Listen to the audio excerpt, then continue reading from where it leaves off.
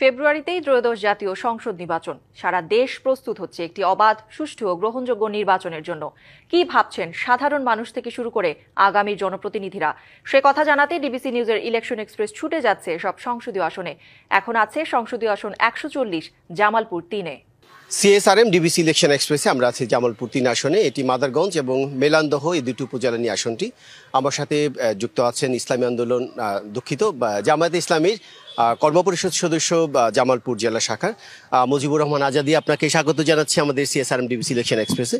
আমরা দেখছি যদিও প্রায় 2 মাসের তার একটু বেশি সময় বাকি আছে নির্বাচনে আমেজ শুরু হয়েছে। তো আপনাদের দল কিরকম প্রস্তুতি, আপনারা কিভাবে কাজ করছেন?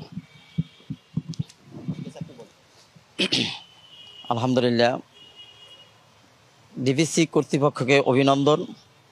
আপনার মাধ্যমে দর্শক, শ্রোতা এবং মেলান্দ মাদারগঞ্জবাসীকে সালাম ও আন্তরিক অভিনন্দন। তো আমাদের নির্বাচনী কার্যক্রম প্রায় 1 বছর হয়ে গেছে। আমরা 1 বছর পূর্বেই শুরু করেছি এবং যথারীতি চলতেছে। আমরা হাট, বাজার, গ্রাম, গঞ্জ সর্বত্র আমরা গণসংযোগ করতেছি, পথসভা করতেছি এবং বিভিন্ন সেমিনার করে মানুষদেরকে জানান দিচ্ছি। তো ইনশাল্লাহ অভূতপূর্ব আমরা সাড়া পাচ্ছি। এই মেলান্দ মাদারগঞ্জবাসী তাদের ইচ্ছা যে বাংলাদেশ জামায়াত ইসলামীকে রাষ্ট্রীয় ক্ষমতায় নিয়ে আসবে, আর তার স্বতঃস্ফূর্ত সারা আমরা সব জায়গায় সর্বস্তরে আমরা উপলব্ধি করছি।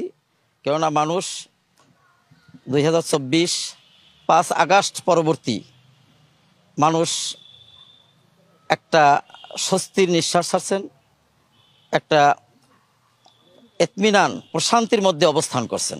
তবে বর্তমান অন্তর্বর্তীকালীন সরকার তারা নির্বাচনী বৈতরণী পার করার জন্যই ব্যস্ত থাকেন।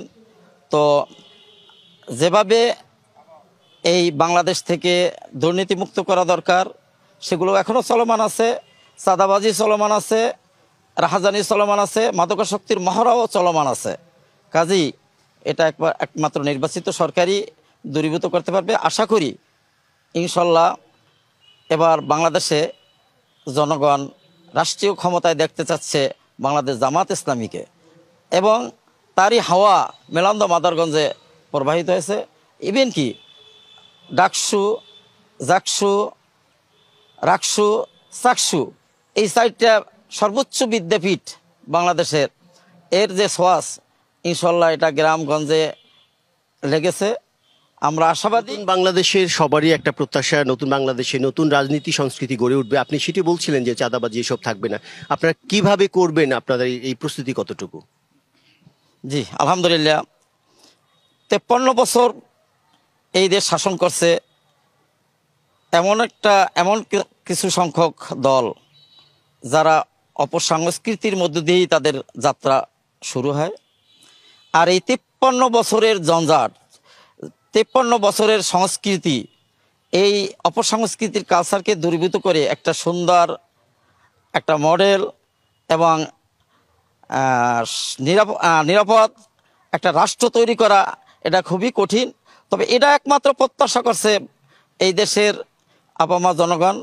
তারা জামাত 5 আগস্টের পরে 2024 5 আগস্টের পরে বাংলাদেশ জামাত ইসলামের যে এলাকা, বিশেষ করে মাদারগঞ্জ এবং মেলান্দহ, এই 2 উপজেলাকে নিয়ে আপনার জনগণের জন্য আপনার কি পরিকল্পনা? যদি নির্বাচিত হন আপনারা কি করবেন? জি আলহামদুলিল্লাহ, মেলান্দ এবং মাদারগঞ্জ নিয়ে আমাদের পরিকল্পনার মধ্যে সর্বপ্রথম যে পরিকল্পনা সেটা হচ্ছে দুর্নীতিমুক্ত করা।